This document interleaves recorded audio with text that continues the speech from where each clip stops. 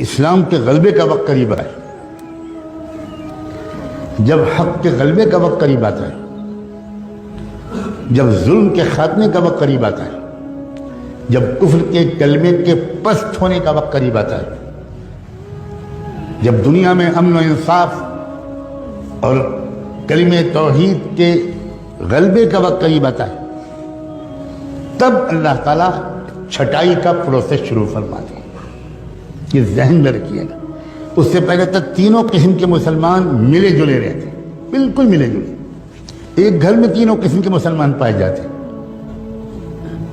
ایک مسجد میں تینوں قسم کے مسلمان، ہر جماعت اور دینی اجتماع میں تینوں قسم کے مسلمان، ہر نشست میں تینوں قسم کے مسلمان، سب کچھ سب ایک ساتھ ہوتا ہے، ملے جلے رہتے کوئی۔ لیکن جب وہ وقت آتا ہے کہ جب اب دودھ الگ ہوگا اور پانی الگ ہوگا، جب اسلام کے غلبے کا وقت، میری بات کو غور سے سننا، بہت امید کے ساتھ اس مسجد میں نے یہ بات چھیڑی، بہت عظیم لوگوں کی طرف یہ مسجد منسوب ہے۔ ہم لوگ عام طور پر نعمتوں کی قدر زندگی میں نہیں کرتے، یہ ہماری مصیبت ہے۔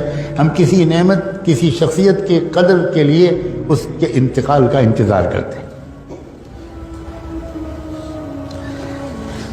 میں پھر دہراتا ہوں، جب اسلام کے غلبے کا وقت آتا ہے، جب کفر کے کچل جانے کا وقت آتا ہے، جب نظم عالم الٹ پلٹ کر دینے کا وقت اللہ کے بنائے ہوئے پروگرام کے مطابق آ جاتا ہے، باطل کا غلبہ نہیں، کفر کا غلبہ نہیں، ظلم کا غلبہ نہیں، الٹی بات میں کروں، جب کفر کا خاتمہ، جب باطل کے کلمے کے کچل جانے کا اور اسلام کے اور حق کے اور انصاف کے اور امن کے قائم ہو جانے کا وقت جب قریب آتا ہے، تو ہمیشہ اللہ کا معمول ہے کہ ملے جلے تینوں قسم کے مسلمانوں کے ذریعے کبھی بھی حق کا غلبہ نہ ہوا ہے نہ ہوگا۔ اس سے پہلے اللہ تعالیٰ ایک پروسیس شروع کرتے ہیں، ایک ترتیب ہے اللہ تعالیٰ کی، وہ یہ کہ چھانٹ دوں گا میں پہلے قسم کے مسلمانوں کو الگ کر دوں گا، اور دوسرے قسم کے مسلمان بھی پیچھے پیچھے ان کے ساتھ رہیں گے، لیکن تیسرے قسم کے ایک انسان کو بھی میں اپنے مقبول بندوں اور بندیوں کے ساتھ کھڑے رہنے کی اجازت نہیں دوں گا۔ پھر میل تو چھٹے گا، الگ ہو۔ اور اس کا طریقہ کیا ہوتا ہے؟ اس کا طریقہ اللہ کی طرف سے یہ ہوتا ہے کہ کفر ظلم شروع کرتا ہے، ستانا شروع کرتا ہے، بڑھتا چلا جاتا ہے ظلم، ٹارچر ہوتا ہے، چلتے پھرتے مسلمانوں کو مارا جاتا ہے، جیلوں میں ٹھوسا جاتا ہے۔ یہ طریقہ ہے اللہ کا، یہ فلاں حکومت کر رہی ہے، فلاں حکومت کر رہی ہے، یہ ظاہری طور پر ہم کو اسباب کے اعتبار سے کچھ کام کرنا ہماری ذمہ داری ہے، لیکن میں سمجھا رہا ہوں یہ اللہ تعالیٰ کا ہمیشہ سے یہ سسٹم ہے۔ اُذِينَا مِن قَبْلِ أَن تَأْتِيَنَا وَمِن بَعْدِ مَا جِئْتَنَا، بنو اسرائیل کے لوگوں نے موسیٰ علیہ السلام سے کہا تھا کہ پہلے بھی ہم ذلیل سمجھے جاتے تھے، فرعون کے لوگ ہم کو دلتوں سے زیادہ بدتر سمجھتے تھے، ہمیں غلامی کی زنجیروں میں جکڑ رکھا تھا، آپ آئے، ہم نے آپ پر ایمان ہم نے قبول کیا، ہم نے آپ کا ساتھ دیا، اس کے بعد بھی وہی ظلم ہم پر ہو رہا ہے۔ وہ ظلم اور ظلم میں فرق تھا۔ چنانچہ موسیٰ علیہ السلام نے بعد میں جو جوابات دیے اور بعد میں اس قوم کی تاریخ نے جو مرحلے طے کیے، تو اس نے بتایا کہ بہت فرق تھا ان دونوں قسم کو ظلم میں۔ چھٹائی لازمی ہے، لِيَمْحِصَ اللَّهُ الَّذِينَ آمَنُوا لِيَمِيزَ اللَّهُ الْخَبِيثَ مِنَ الطَّيِّبِ، قرآن نے 20 جگہ یہ بات بیان کی۔ چھٹائی تب ہوتی ہے، یہ ایک بات میں تیسری چوتھی بار دوہرا رہا ہوں، جب اسلام کے غلبے کا وقت قریب ہوتا، اس وقت اللہ تعالیٰ یہ برداشت نہیں کرتے کہ تیسری قسم کے لوگ یہ دوسری اور پہلی قسم کے والوں کے ساتھ رہے۔ احد کی جنگ میں اللہ کے رسول نکلے صحابہ کو ساتھ میں لے کر، اور یہ تیسری قسم کے لوگ بھی ساتھ تھے، جو اندر سے کچھ اور تھے، اوپر سے کچھ اور تھے، اور یہ بھی ساتھ چلے، مگر راستے میں 300 اس تیسری قسم کے لوگ حضور کا ساتھ چھوڑ کے الگ چلے گئے۔ کیوں الگ چلے گئے؟ اس لیے کہ اللہ کے نظام کے مطابق ممکن ہی نہیں تھا کہ یہ تیسری قسم کے لوگ اس فتح کے وقت میں ان کے ساتھ رہیں، یہ ممکن نہیں، یہ اللہ تعالیٰ کبھی نہیں ہونے دیتے۔ مسلمانوں، خدا کے لیے اس بات کو غور سے سمجھو کہ یہ تیسرا جو یہ وہ دور ہے جب اللہ تعالیٰ نے فیصلہ کر لیا ہے ایک ایک کو چھانٹ کے رہوں گا، چاہے وہ خادم الحرمین الشریفین ہوں، اور چاہے وہ کعبے کے لباس کے متولی ہوں، اور چاہے وہ بڑے بڑے عرب لوگ ہوں اور کعبے کے ممبر پر کھڑے ہو کر نصیحت کرنے والے ہوں، اور چاہے وہ کہیں کے لوگ ہوں، ایک بھی نہیں چھوڑیں گے اللہ۔ سب تھوڑے سے مٹھی بھر لوگ ہوں گے جن کو اللہ چن لیں گے، اور ان کے ذریعے سے پوری دنیا کے اندر ایسا انقلاب آ جائے گا کہ شجر و حجر بھی حیران رہ جائیں۔ یہ کیا ہو گیا؟ یہ سسٹم ہے اللہ کا۔ چھٹائی شروع ہو چکی ہے بڑی تیزی کے ساتھ، اور شروع بھی اللہ نے کہاں سے کی ہے چھٹائی، میرے منہ پر الفاظ نہیں آ سکتے کہ کہاں سے چھٹی ہوئی ہے۔ بدأ الاسلام غریبا وسيعود غریبا کما بدأ، وہاں سے چلا۔ اللہ تعالیٰ کیا کوئی رعایت نہیں، تم ہاشمی ہو، تم مطلبی ہو، تم مکی اور مدنی ہو، تم قریشی ہو، اور تم فلاں ہو، اور تم سعودی ہو، اور تم یہ ہو اور وہ ہو، ہم تمہاری اندرون کی باتوں کو جانتے ہیں۔ وَمَن يَتَوَلَّهُم مِّنكُمْ فَإِنَّهُ مِنْهُمْ۔ یہ دور، یہ عام دور نہیں ہے، یہ چھٹائی کا زمانہ ہے۔ آخری موقع ہے سنبھلنے کا، آخری موقع ہے توبہ کا، اور اپنی وفاداری کو ٹھیک کرنے کا۔ صرف ٹوپی پہن لینے کا نام بدلنا نہیں ہے، صرف کرتا پجامہ اور داڑھی کا نام بدلنا بالکل نہیں ہے۔ ہمیں جائزہ لینا پڑے گا کہ کیا ہم اسلام کے وفادار ہیں یا اپنی پارٹی کے وفادار ہیں، اپنی سیاسی پارٹی کے وفادار ہیں، اپنے لیڈر کے وفادار ہیں، اپنے پیٹ کو شرمگاہ کے وفادار ہیں، اپنی ذاتی انٹرسٹ اور اغراض کے وفادار ہیں۔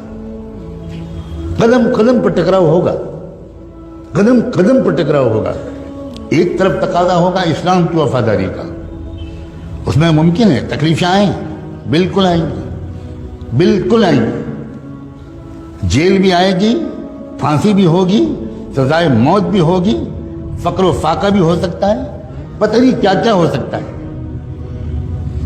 یہ تو بالکل یقینی بات ہے کہ چھٹائی لازمی ہے، مگر عجیب بات ہے یہ حالات اور یہ چھٹائی، خدا کرے اتنی ہی بات سے آپ سمجھ گئے ہوں، یہ انتہائی شاندار مستقبل کی علامت ہے۔ بات الٹی ہے۔ اگر اسلام کا غلبہ ابھی دور ہوتا، ابھی اس میں کئی صدیاں باقی ہوتی، تو میں پورے یقین کے ساتھ عرض کرتا ہوں اس مسجد میں بیٹھ کر کہ ابھی بھی وہ حالات نہ آتے، نہ یہاں آتے، نہ یورپ میں آتے، نہ امریکہ میں آتے، نہ عرب میں آتے، نہ مشرق میں آتے، نہ مغرب میں آتے، نہ شمال میں آتے، نہ جنوب میں آتے۔ ہر جگہ حالات اسی طرح کے آ رہے ہیں۔ یہاں آپ کوس لیجئے کہ ابھی فلاں کی حکومت ہے، اور باقی جگہ یہ تو خداوندی ایک نظام ہے، اور اس نظام کو دیکھ کر ڈر اور خوف، مایوسی اور پریشانی، اب کیا ہوگا، یہ لوگ کیا کر رہے ہیں، یہ حکومت کیا کر رہی ہے، آئندہ مسلمانوں کا مستقبل اس ملک میں کیا ہوگا، اسلام کیسے بچے گا، یہ سوالات ان کے ذہن میں آ رہے ہیں جو پہلے قسم کے مسلمانوں والی تربیت پائے ہوئے نہیں، یہ ان کے ذہن میں۔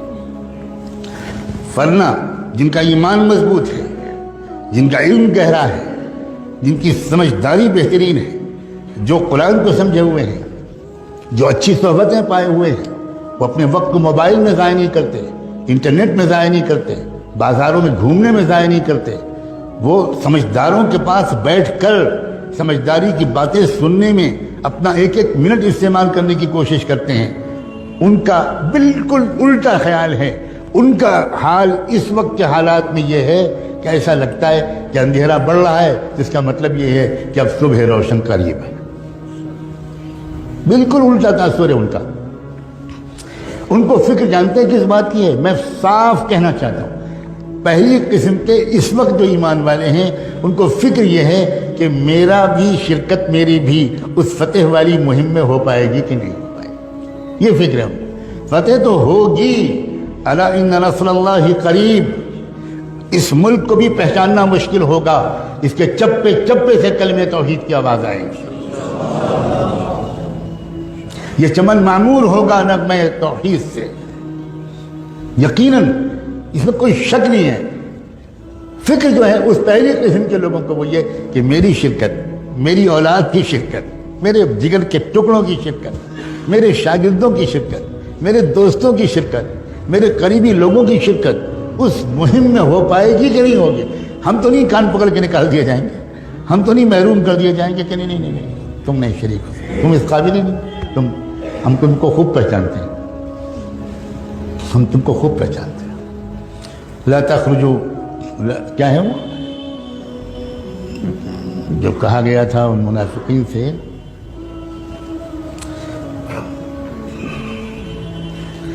تم کبھی نہیں نکل پاؤ گے، بہت سخت ترین آیت ہے وہ۔ جن لوگوں نے دھوکہ دیا تھا اسی تبوک کے موقع پر ان سے اللہ نے کہا ان سے کہہ دو کہ تم کو کبھی بھی راہ جہاد میں نکلنے کا موقع نہیں ملے گا۔ لن تقاتلوا معي عدوا ولن تخرجوا معي ابدا، کسی دشمن سے مقابلے میں کبھی تم کو میرے ساتھ دینے کا موقع توفیق نہیں ملے گی، اور کبھی تم آئندہ راہ خدا میں میرے ساتھ نکل نہیں سکو گے۔ صاف صاف لن تخرجوا معي ابدا۔ یہ وہ دور ہے جس میں ہم داخل ہو چکے، یہ بتانا ان فرض ہے، اس لیے عرض کر رہا ہوں خدا کے لیے اس بات کو واقعی ایک آگاہی سمجھیں۔ اسی لیے میں نے وہ دوسری آیت پڑھی تھی، فَفِرُّوا إِلَى اللَّهِ إِنِّي لَكُمْ مِنْهُ نَذِيرٌ مُبِينٌ۔ بھاگو اللہ کی طرف۔ بھاگتا تو آدمی اس وقت ہے، اور بھاگنے کو اس وقت کہا جاتا ہے جب معاملہ ایمرجنسی ہو، ارجنٹ ہو، وقت کم ہو، اس وقت کہا جاتا ہے۔ تب اللہ تعالیٰ نے قرآن میں فرمایا فَفِرُّوا إِلَى اللَّهِ، بھاگو اللہ کی طرف، وقت کم ہے۔ انی لکم منہ نذیر مبین، محمد حضور سے کہا گیا کہ یہ کہو کہ میں تم کو صاف صاف آگاہ کرنے کے لیے آیا ہوں۔ آگاہ کرنا، وارننگ دینا، بتانا کہ آگے کیا ہونے والا ہے، منزل آخری کیا ہے، راستہ کیا ہے، یہ وہ دو۔